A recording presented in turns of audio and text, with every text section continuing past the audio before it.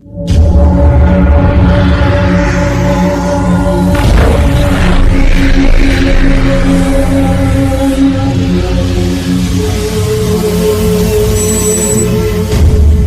Tissue के बारे में कुछ चीजें पढ़ चुके हैं कि एनिमल टिश्यू कैसे होता है, कितने टाइप्स होते हैं। देखो, याद रखो इस बात को कि टिश्यू का कॉन्सेप्ट कहां आता है। टिश्यू का कॉन्सेप्ट आपको ऐसे ऑर्गेनिज्म में मिलेगा जो मल्टी सेलुलर हो। यूनिसेलुलर में टिश्यू का कॉन्सेप्ट नहीं मिलेगा, सबसे खास बात। हाँ, मल्टी सेलुलर में भी दो तरीके के ऑर्गेनिज्म आते हैं। एक आते हैं जिसमें टिश्यू का फॉर्मेशन होता है और एक आते हैं जिसमें टिश्यू का फॉर्मेशन नहीं होता है। ठीक है, तो फॉर एग्जांपल हम समझते हैं, जैसे अगर हम बात करें एनिमल की जब हम बात करेंगे तो यहां पर आएंगे टू टाइप्स के। पहला आ जाएगा यूनिसेलुलर की जब हम बात करेंगे तो यहां पर हम ध्यान देंगे भैया, यहां पर आएगा अमीबा, पैरामीशियम, यूग्लिना, ये सब आएंगे किसमें, यूनिसेलुलर। जब यूनिसेलुलर है तो टिश्यू की कोई बात ही नहीं होगी। अब बात आती है टिश्यू वाली कि यूनिसेलुलर नहीं है तो क्या है, मल्टी सेलुलर है। अब अगर मल्टी सेलुलर है तो उसमें टिश्यू का फॉर्मेशन होगा, लेकिन यह कंपल्सरी नहीं है। मल्टी सेलुलर भी टू टाइप्स होंगे, एक होते हैं एग्रीगेटिव टाइप और दूसरे होते हैं आपका टिश्यू टाइप, ये टिश्यू बनता है।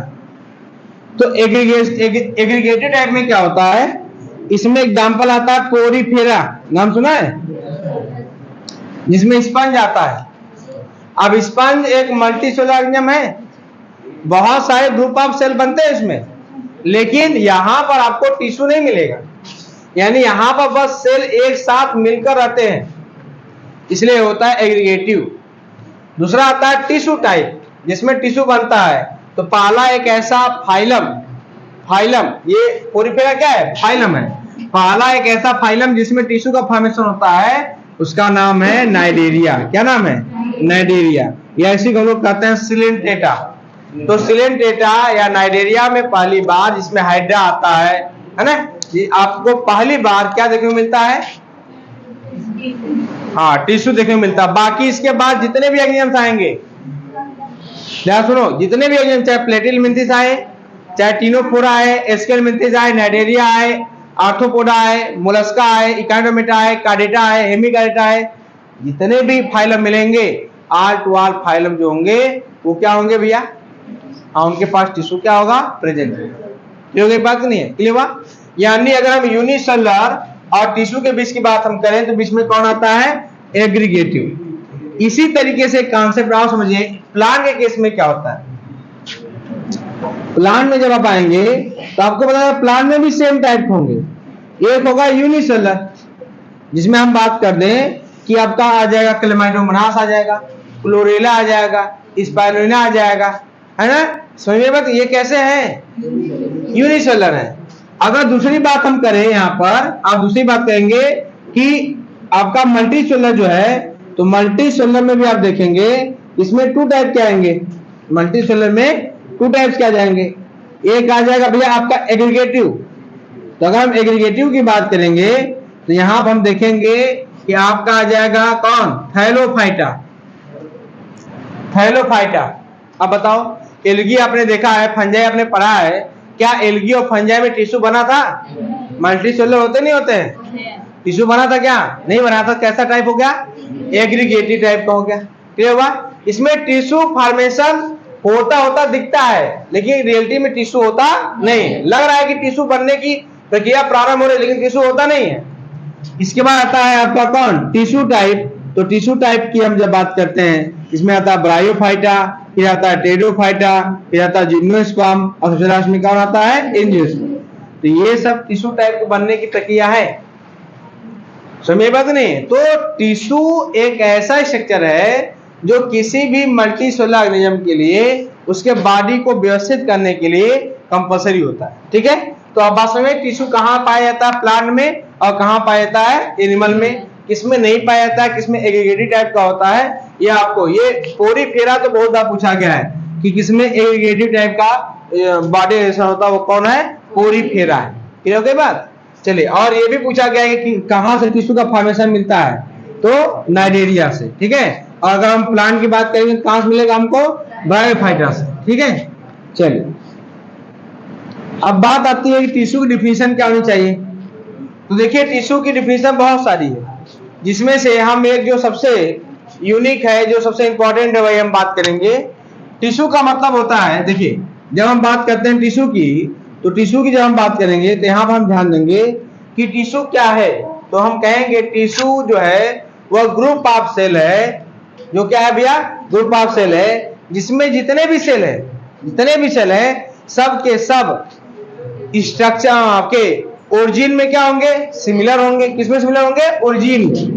ओरिजिन मतलब समझते हैं ना, उत्पत्ति, यानी जिस सेल से बने। जैसे फॉर एग्जांपल कोई एक सेल है, डिवाइड किया, इससे बहुत सारे सेल बन गए, तो सिमिलर इन ओरिजिन उत्पत्ति में समान होंगे और फंक्शन में समान होंगे। Similar in origin and function, तो फंक्शन और ओरिजिन में क्या होंगे? समान होंगे, तो सिमिलर होंगे, तो हम लोग क्या कहेंगे भैया? टिश्यू कहेंगे। तो टिश्यू क्या है? Group of cell with similar in origin and function. Structure अलग अलग हो सकता है,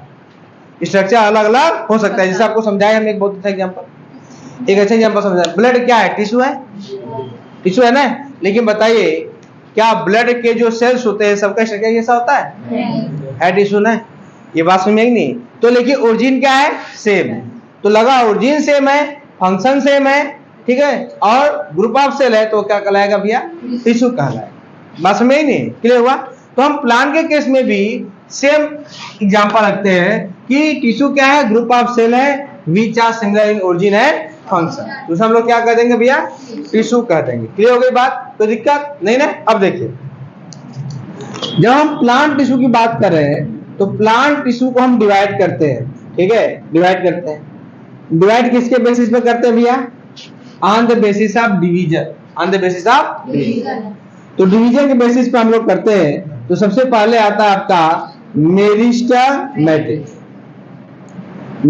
टिश्यू कहिए, या इसी को आप कह दीजिए मेरिस्टेम। तो मेरिस्टेम कहिए या मेरिस्टेमेटिक टिश्यू कहिए। और जो दूसरा आता है, इसका नाम होता है परमानेंट कहिए। ठीक है, परमानेंट टिश्यू कह दीजिए, ये इसका नाम हो जाएगा परमानेंट टिश्यू। अब ध्यान देना इस बात को, पहले हम लोग समझेंगे मेरिस्टेमेटिक का मतलब क्या होता है, मेरिस्टेम टिश्यू क्या होता है, परमानेंट क्या होता है, तब हम लोग आगे बढ़ेंगे। ठीक है, देखो मेरिस्टेमेटिक टिश्यू का क्या मतलब होता है या मेरिस्टेम क्या होता है? एक ऐसा टिश्यू जिसके सेल्स कॉन्टिन्यूअस डिवीजन करते हैं। क्या करते हैं? कॉन्टिन्यूअस डिवीजन करते हैं, उसे हम लोग क्या कहते हैं भैया? मेरिस्टेमेटिक। यानी प्लांट के बॉडी में ऐसा टिश्यू जो कॉन्टिन्यूअस डिवीजन करता है, और इसी टिश्यू की वजह से प्लांट के जो ब्रांचेस होते हैं, जो नई नई शाखाएं होती है, वो हमेशा ग्रोथ करती रहती हैं, उसकी पुनः हमेशा ग्रोथ करती रहती है। रीजन क्या है? मेरिस्टेमेटिक का टिश्यू, उसमें ग्रोथ लगातार इसीलिए होता है क्योंकि वह किस टिश्यू का बना हुआ है? मेरिस्टेमेटिक टिश्यू का बना हुआ है। और मेरिस्टेमेटिक टिश्यू का बना हुआ है, यानी इस टिश्यू का काम क्या है? कंटीन्यूअस क्या करना? डिवीजन करना। ये हो गई बात। दूसरा हम लोग क्या देखते हैं भैया? परमानेंट क्या होता है? एक ऐसा टिश्यू जो डिवीजन कर सकता है लेकिन डिवीजन करेगा नहीं, डिवीजन कर सकता है लेकिन डिवीजन करेगा नहीं, यह अपना निश्चित कार्य करेगा और समय आने पर यह डिवीजन कर भी सकता है। तो ऐसे टिश्यू को हम लोग क्या कहते हैं भैया? परमानेंट, यानी जो डिवीजन के कार्य को छोड़कर अपना फिक्स काम करे, निश्चित काम करे, उसे हम क्या कहेंगे? Permanent tissue. समझ बात नहीं? क्लियर बात? उसे क्या कहेंगे? Permanent tissue. अब देखो, अब एक वर्ड आता है जो कई बार एग्जाम में पूछा गया है, वर्ड आता है आपका अनडिफरेंशिएशन। तो अनडिफरेंशिएशन का मतलब होता है एक ऐसा सेल जिसका डिफरेंशिएशन ना हो, जिसमें कोई बदलाव ना हुआ हो, जिसका कोई फिक्स फंक्शन ना हो, है ना, उसे हम लोग कहते हैं अनडिफरेंशिएट।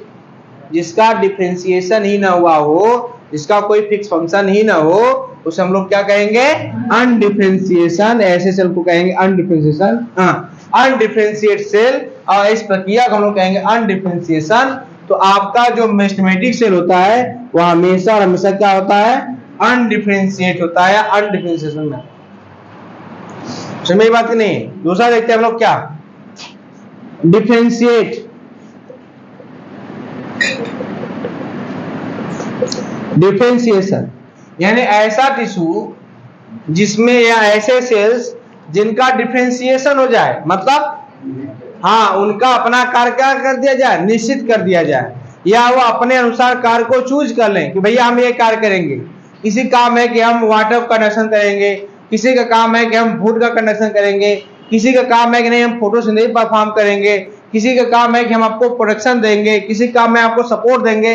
तो हर अगर प्लांट में ऐसे टिश्यूज जिनका अपना निश्चित कार्य हो जाए, फिक्स हो जाए, उसे हम लोग क्या कहेंगे, ऐसे सेल्स को हम लोग क्या कहेंगे, डिफरेंशिएट। और ऐसे प्रक्रिया को हम लोग क्या कहेंगे, डिफरेंशिएशन। तो परमानेंट कैसे सेल्स होंगे भैया, डिफरेंशिएशन। और मेस्टेमेटिक कैसे होंगे, अनडिफरेंशिएट। ये हो गई बात। अगला एग्जांपल देखते हैं हम लोग, रीडिफरेंशिएट नहीं, हाँ रीडिफरेंशिएशन नहीं, री से पहले आएगा डी डिफरेंशिएशन। डी डिफरेंशिएशन क्या होता है भैया, डिफरेंशिएशन देखिए, डी डिफरेंशिएशन क्या होता है, देखो जैसे जो सेल कंटीन्यूअस डिवीजन नहीं कर रहा है, मतलब डिफरेंशिएट हो गया, अपना फिक्स फंक्शन कर रहा है, अगर यह पुनः डिवीजन करना प्रारंभ कर दे, मतलब अपना फिक्स फंक्शन कर रहा है, अब इसको लगा कि नहीं काम है फिर से डिवीजन करना ही पड़ेगा, तो जो डिफरेंशिएट सेल है अगर वो फिर से डिवीजन करना प्रारंभ कर दे तो ऐसी प्रक्रिया को हम लोग क्या कहेंगे, डी डिफरेंशिएशन।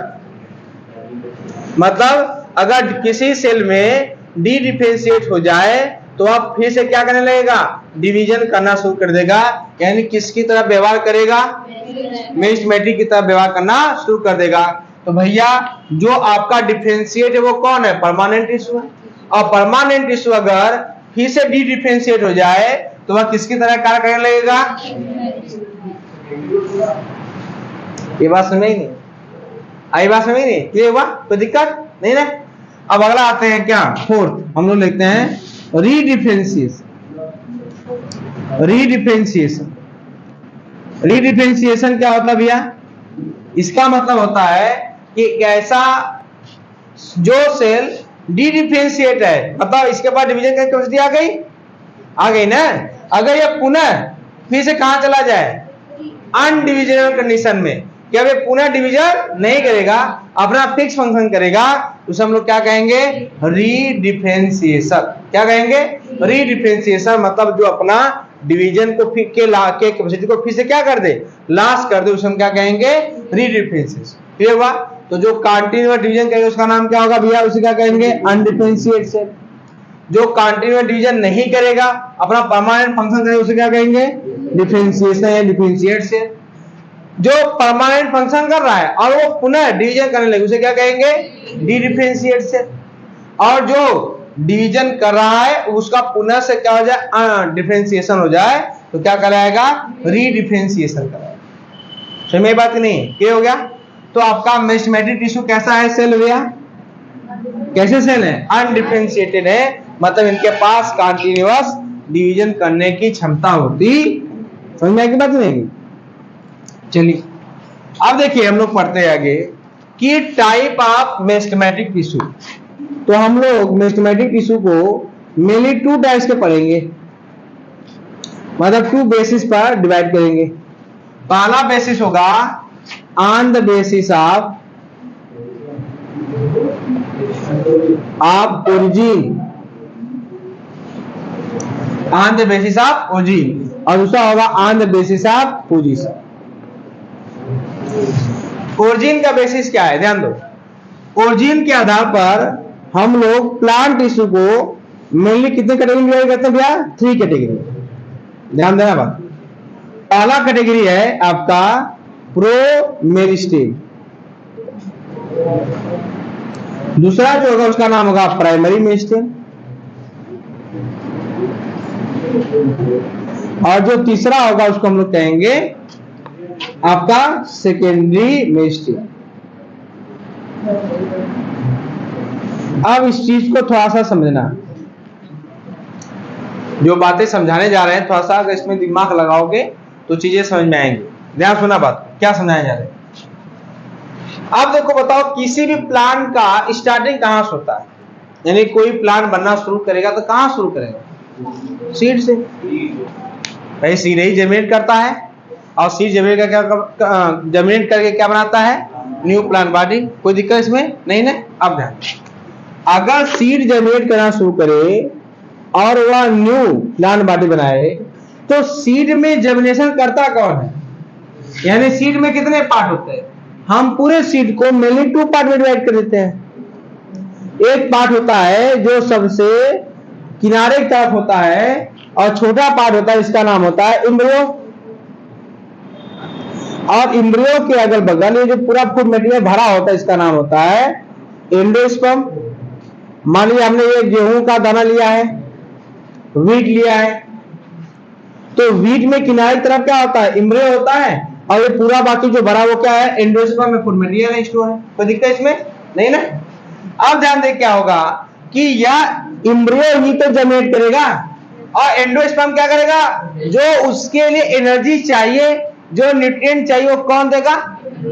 एंडोस्पर्म देगा। समझ में आते हैं? तो एंडोस्पर्म देगा एनर्जी एंड फूड, और एम्ब्रियो क्या करेगा? डिवाइड करेगा, और डिवाइड करने के बाद क्या करेगा? एक नए प्लांट का फॉर्मेशन करेगा। ठीक हो गई? तो क्या बताइए, अगर एम्ब्रियो में मेरिस्टेमेटिक सेल ना होगी तो क्या वह डिवीजन कर सकता है? नहीं कर सकता ना। यानी एम्ब्रियो में ही कुछ मेरिस्टेमेटिक सेल्स होते हैं जो वाटर पाने पर, टेम्परेचर पाने पर, ऑक्सीजन पाने पर, न्यूट्रिएंट पाने पर अपने अंदर डिवीजन करने की कैपेसिटी रखते हैं। कोई दिक्कत नहीं ना? तो एक ऐसा मेरिस्टेम जिसकी उत्पत्ति एम्ब्रियो से होती है, ठीक है, उसे हम लोग क्या कहेंगे? प्रोमेरिस्टेम। यानी meristem which originated from the embryo, उसे हम लोग क्या कहेंगे? प्रोमेरिस्टेम। अब अगर यह एम्ब्रियो जर्मिनेट करना शुरू करेगा तो यह एम्ब्रियो 2 स्ट्रक्चर बनाएगा। सबसे पहले नीचे की तरफ जाएगा, जिसको हम लोग कहेंगे ये बनाएगा रेडिकल। क्या बनाएगा? हाँ, इसको ध्यान सुनो, बहुत इंपॉर्टेंट है। बनाएगा नीचे तरफ रेडिकल, और जब रेडिकल का डेवलपमेंट हो जाएगा तब क्या बनेगा? ऊपर तरफ प्रीम्यूल। क्या बनेगा? ये बन गया प्रीम्यूल। तो 2 स्ट्रक्चर बनेगा, एक बनेगा नीचे की तरफ रेडिकल, ऊपर तरफ क्या बनेगा? प्रीम्यूल। रेडिकल जो होता है वो बनाता है रूट, जड़ बनाएगा, और जो प्रीम्यूल होगा वो बनाएगा स्टेम या शूट कहेंगे हम। स्टेम बनाएगा, ब्रांचेस बनाएगा, लीफ बनाएगा, फ्लावर बनाएगा, फ्रूट बनाएगा। ये कौन बनाएगा? प्रीम्यूल। लेकिन इन रेडिकल और प्रीम्यूल में जो सेल्स हैं जो डिवीजन कर रही हैं, जिनका फॉर्मेशन डिवीजन से हुआ है, उन सबका फॉर्मेशन किससे हुआ है? इसी प्रोमेरिस्टेम। समझ में आई बात की नहीं? तो मेरिस्टेम, प्रोमेरिस्टेम क्या है? Meristem which originated from the embryo. Embryo से जो ओरिजिनेट होगा वो क्या बनाएगा? प्रोमेरिस्टेम। क्या कहलाएगा? प्रोमेरिस्टेम कहलाएगा। कोई दिक्कत? समझ में आई प्रोमेरिस्टेम क्या? कोई दिक्कत नहीं ना? अब अगला बात आता है क्या? आपका प्राइमरी मेरिस्टेम। प्राइमरी मेरिस्टेम क्या होता है? ध्यान दो। अब ये जो प्रोमेरिस्टेम है, प्रोमेरिस्टेम डिवीजन कर रहा है, ठीक है, तो प्रोमेरिस्टेम का काम है कि आपका प्रीम्यूल बना देना और क्या बना देना? रेडिकल। जब ये बन जाएगा तो इसके बाद क्या होगा? यही प्रोमेरिस्टेम के जो सेल्स होंगे वह धीरे धीरे किसमें बदल जाएंगे भैया? Primary meristem. यानी प्रोमेरिस्टेमेटिक सेल्स ही किसमें डिवाइड चेंज हो जाएंगे, कन्वर्ट हो जाएंगे? प्राइमरी मेरिस्टेम में। और इस मेरिस्टेम का काम होगा कंटीन्यूअस डिवीजन करना, ये कभी रुकेंगे ही नहीं, और लगातार डिवीजन करेंगे, और लगातार डिवीजन करके यह प्रीम्यूल से शूट का फॉर्मेशन करेंगे और रेडिकल से रूट का फॉर्मेशन करेंगे। और ये हमेशा हमेशा कहां पाए जाएंगे? एपिकल वाले पॉइंट पर। कहां पाए जाएंगे? एपिकल वाले पॉइंट में पाए जाएंगे। यानी अगर ये हमेशा हमेशा रूट और शूट के एपिकल पर ही पाए जाएंगे, ध्यान देना, कहां पाए जाएंगे? रूट और शूट के एपिकल पर ही पाए जाएंगे, और कंटीन्यूअस डिवीजन करेंगे तो ऐसे मेरिस्टेम को हम लोग क्या कहेंगे? Primary meristem. And primary meristem क्या होगा? Meristem which originated from the promeristem and continuously divide present on the root and shoot tip. Continuous division कहेंगे, और प्लांट में कंटिन्यूअस ग्रोथ के लिए कौन रिस्पॉन्सिबल है भैया? Primary meristem. क्लियर हो गई बात? कोई दिक्कत नहीं है ना? अब देखो दूसरा क्या कौन आता है? Secondary meristem. सेकेंडरी मेरिस्टेम क्या होता है? एक ऐसा मेरिस्टेम जो कंटिन्यूअस डिवीजन नहीं करेगा। मतलब यह जो प्राइमरी मेरिस्टेम है, जब ये कंटिन्यूअस डिवीजन कर रहा है तो इसके कुछ सेल्स पीछे छूट जाएंगे। छूटेंगे नहीं छूटेंगे? छूट जाएंगे। तो जो सेल्स पीछे छूट जाएंगे, जो डिवीजन बाद में करेंगे और बाद में प्लांट के ग्रोथ के लिए रिस्पॉन्सिबल होंगे, ऐसे टिश्यू को हम लोग क्या कहेंगे? Secondary meristem. फॉर एग्जांपल समझाते हैं। जब ये लगातार ग्रोथ करता है तो आप बताइए क्या यहाँ पर नोड पाए जाते हैं? पाए नहीं पाए जाते हैं? तो नोड से ब्रांचेस निकलते हैं। तो जब प्राइमरी मेरिस्टेम एपिकल वाले पोर्शन पर है, यहीं से कंटिन्यूअस डिवीजन हो रहा है, तो जो ब्रांचेस निकल रहे हैं, जो लीफ निकल रही हैं, उनका फॉर्मेशन कैसे हो रहा है? सेकेंडरी मेरिस्टेम से। और सेकेंडरी मेरिस्टेम कैसे बना? हाँ, प्राइमरी मेरिस्टेम से। और प्राइमरी मेरिस्टेम फॉर्मेशन किससे हुआ? तो on the basis of origin meristems are 3 types: promeristem, primary meristem and secondary meristem. Clear हो गया? प्रोमेरिस्टेम कहां से बना? From the embryo. Primary meristem कहां से बना? हाँ, प्रोमेरिस्टेम से। और सेकेंडरी मेरिस्टेम का फंक्शन कहां हुआ? प्राइमरी मेरिस्टेम से। लेकिन इसमें दो मेरिस्टेम कंटिन्यूअस डिवीजन करते हैं। कौन कौन? प्रोमेरिस्टेम और प्राइमरी मेरिस्टेम। कौन रुक जाता है? ये बाद में डिवीजन करता है। तो अगर आपसे सोचे कि प्लांट में आपेक्स पर, पुनः पर लगातार डिवीजन होता है, लेकिन नोड पर और जो सेकेंडरी ग्रोथ होता है, यहाँ पर कौन सा मेरिस्टेम काम करता है? सुनने बात नहीं, क्योंकि ये डिवीजन रोक देता है, फिर बाद में फिर से डिवीजन करना क्या करता है? प्रारंभ कर देता है। ठीक है, समय समय प्रारंभ करता है, इसे हम क्या कहते हैं? Secondary meristem. ये हो गई बात, कोई दिक्कत इसमें? अब देखिए अगला आता है आपका पोजीशन के बेसिस पर। तो on the basis of position meristems are 3 types. इसमें भी 3 टाइप्स के होते हैं। पहला जो होता है वह होता है आपका एपिकल मेरिस्टेम। क्या होता है? Apical meristem. दूसरा जो होता है उसका नाम होता है इंटरकैलरी मेरिस्टेम। और तीसरा जो होता है उसका नाम होता है लैटरल मेरिस्टेम।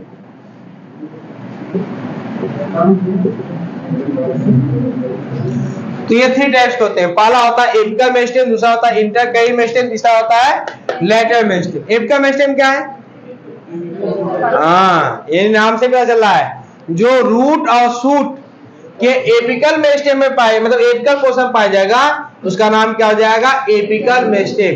और रियलिटी बताइए एपिकल मेरिस्टेम कौन सा मेरिस्टेम है इसमें? समझ बात नहीं? एपिकल मेरिस्टेम कौन सा है? प्राइमरी मेरिस्टेम ही तो है। समझ बात नहीं? और ये कहां पाया जा रहा है? एपिकल पोजीशन पर पाया जा रहा है, और ये कंटिन्यूअस डिवीजन करता है। प्लांट में ग्रोथ के रिस्पॉन्सिबल कौन है? Apical meristem. तो कहने का मतलब यह है कि यह एपिकल मेरिस्टेम है, क्योंकि रूट और शूट के एपेक्स पर पाया जाता है, एपिकल पाया जाता है। और ये रियलिटी में कैसा है? Primary meristem. हो गया? दूसरा देखते हैं हम लोग क्या? Intercalary meristem. इंटरकैलरी मेरिस्टेम क्या होता है?